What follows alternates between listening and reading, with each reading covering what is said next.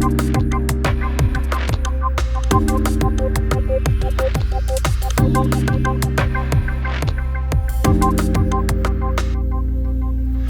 Jura merkt man wirklich, Wissen ist Macht. Das merke ich auch schon, ich bin im 3. Semester. Man merkt schon jetzt, dass man viele Dinge anwenden kann und dass man einfach nicht so hilflos dasteht. Und teilweise kann man auch so seinen Eltern oder näheren Verwandten dann helfen, falls es dann irgendwelche Probleme gibt, was sie überhaupt für Rechte haben. Also man hat eben im Studium 3 große Bereiche. Das ist das öffentliche Recht, das Zivilrecht und das Strafrecht.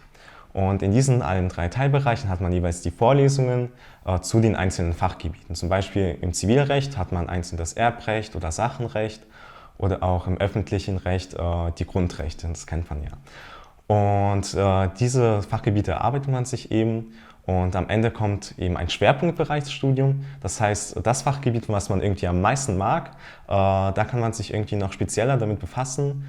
Für mich persönlich weiß ich noch nicht ganz genau. Es wird vielleicht Kriminologie, also Richtung Strafrecht oder auch irgendwas mit öffentlichem Recht. Aber das lasse ich mir noch frei.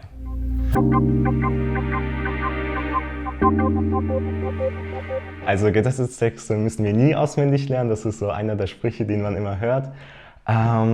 Ich muss aber sagen, man ist sehr viel in der Bibliothek unterwegs, weil ich glaube, wie jedes andere Studium ist Jura vor allem ein Selbststudium. Klar, man kann in die Vorlesung gehen und den Profs zuhören. Das ist auch mal eine andere Informationsaufnahme als durch Bücher.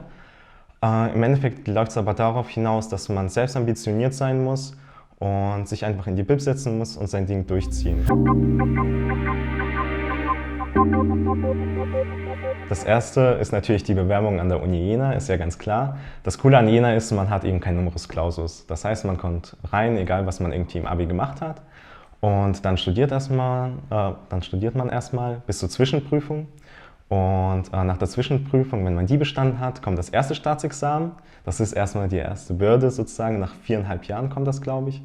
Und danach das zweite Staatsexamen. Und zwischen dem ersten und zweiten ist ein Referendariat. Das heißt, man arbeitet schon teilweise in einer Kanzlei oder am Gericht und ja, macht dann am Ende sein zweites Staatsexamen, das dann mündlich ist von einem Richter.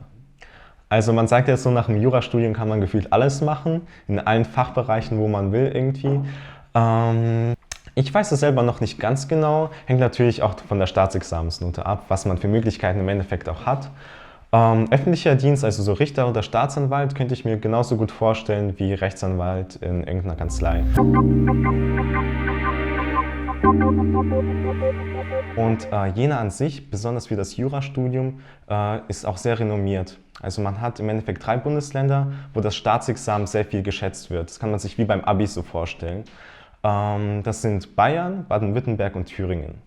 Und dabei hat Thüringen die geringste Durchfallquote im Staatsexamen. Und das hängt eben damit zusammen, dass in Thüringen eben es nur eine Uni für Jura gibt und das ist Jena. Und die Ausbildung im Studium ist schon so hart, sage ich mal, dass die das Staatsexamen antreten, das eben auch bestehen. Das ist ein super Konzept, weil man eben nicht zuerst im Studium sich so denkt, jo, easy, kriege ich alles hin und dann Staatsexamen, bam, bist du raus, 4 Jahre für nichts. Sondern man merkt eben schon im Studium und in der Zwischenprüfung, okay, ist das was für mich oder nicht? Zuerst dachte ich so, Jura, das ist ein Massenstudiengang, da gehst du einfach unter. Profs sind wie, keine Ahnung, wie Götter, die du irgendwie nie erreichen wirst und nie in Kontakt treten kannst. Und da war ich sehr überrascht. In Jena hat man einen guten Kontakt zu Profs, soweit es natürlich geht. Wir hatten zum Beispiel letztens auch einen Professorenstammtisch, wo wir mit 2 Profs einfach bei einem Bierchen zusammen quatschen konnten. Das ist natürlich super und es gibt viele Veranstaltungen, wo man auch einfach diesen Kontakt zu den Professoren auch knüpfen kann und auch irgendwie eine persönlichere Bindung da entstehen lassen kann.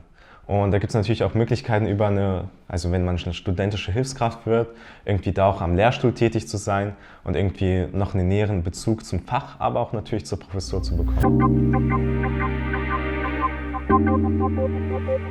Freizeit ist natürlich ein wichtiges Thema. Besonders im Jurastudium denkt man sich zuerst so, ja, jetzt endet dein Leben und deine Freizeit, jetzt musst du erstmal 24/7 in der Bib sitzen. Das ist aber der falsche Ansatz. Und zwar muss man sich einfach die Zeit nehmen, um einfach auch den Ausgleich zu bekommen, denn nur dann ist man irgendwie effektiv im Studium.